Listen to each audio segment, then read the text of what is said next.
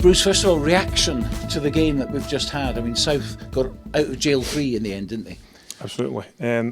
Definitely the result we were looking for, potentially not the whole performance. Certainly second half was more pleasing than the first half. Obviously the elements played a big part in it, but I think we showed tremendous amount of character in terms of belief and no panicking at half time, and knowing that we had it in a locker to make sure that we controlled it and didn't panic. Knew that we didn't have to score straight away, and boys, to their credit, stuck to the structure that they were given and implemented the game plan very well. In the second half, you just missed out on getting that fourth try. There were chances which could have turned into tries. We were a bit surprised at Andrew Mitchell's being disallowed. That looked a perfectly good try to me, but you did get three other good ones in more or less the same part of as the pitch as they scored. Yeah, I think that was probably one of the disappointing things in the first half. We didn't take our chances. We had to work really hard into the win to get into their red zone, and when we didn't execute as well as we could have.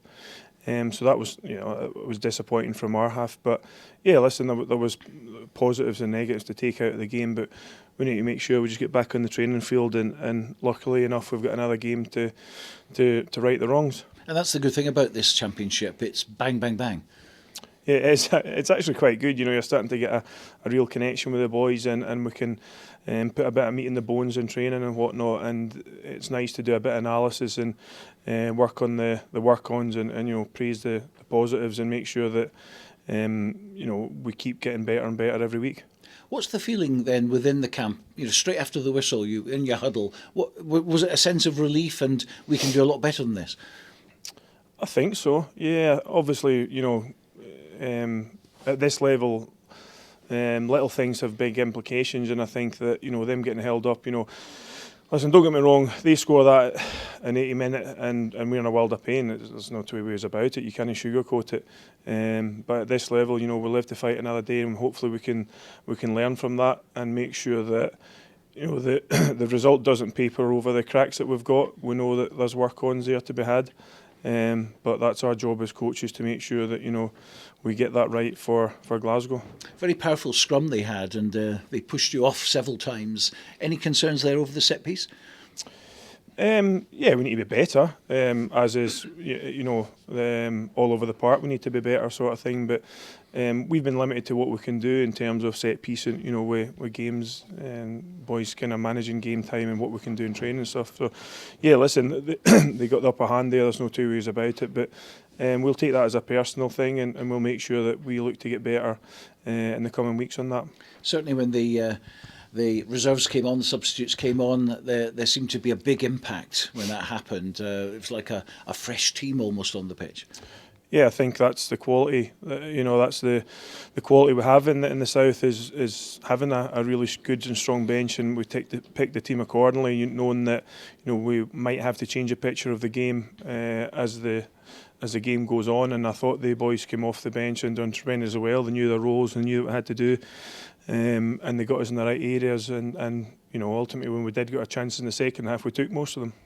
And as coaches, it's difficult to prepare for specific games because, by the whole nature of the fact that it's first time out for everyone, there's not a lot that you can go on, particularly when the teams are made up of different players from different clubs. Absolutely. Listen, we knew that it was never going to be the same result as what it was at Netherdale. That was never going to happen again. They're a proud bunch, Edinburgh, and they've bought into this district stuff really well, and Bob McKillop's a quality coach, and it showed. They were well drilled, and they've bought into playing for Edinburgh, and we knew that was going to be the case. So yeah, that was a difficult one because you can't do any analysis, but you do know the players fairly well, so you know where the threats are. It's just how they were going to play was into the unknown. Luckily for us, as we say, we adapted in the second half and we're able to counteract that. Going into the Glasgow game, we've got a bit of analysis on them, so we can look at that and hopefully get ahead before kick off on Saturday. We need to control the controllables, and we know what Glasgow will bring in. As I say, we can look at their game, but ultimately we have to focus on us, and we have to focus on getting better set piece wise, controlling the game's territory, and we need to make sure that week on week we get better, because I'm sure the other teams will as they start to gel and play a bit more together. So listen, Glasgow will do what Glasgow will do, but we just need to make sure we get our fundamentals right and make sure that we play better than we did last week. The luxury we have here is we have got a big squad of quality, and we can change personnel on the opposition and how Matty and Chegg feel in terms of how the game might go. We might pick guys that's better suited for one game than another. So, yeah, well, listen, we'll train hard on Tuesday night and we'll make a decision then. And I'm sure that the guys that do come in will be champing at the bit and slightly aggrieved that they didn't play last week, and they'll have a point to prove going into the Glasgow game if they do get selected. This is a historic meeting because you didn't play Glasgow last year, which means we haven't actually played as the South of Scotland against the Glasgow side this century. So a lot at stake. There's a lot at stake every time you wear the South jersey, relevant to who you're playing, sort of thing. So, that's a fair start to be had. But ultimately, they're going to be good. We know that. And listen, we're at Poynder. We're hoping for a big home support from the borders, and ultimately we want to make sure that we put on a good performance and get the win for the paying support. And I think it is going to be a huge crowd here.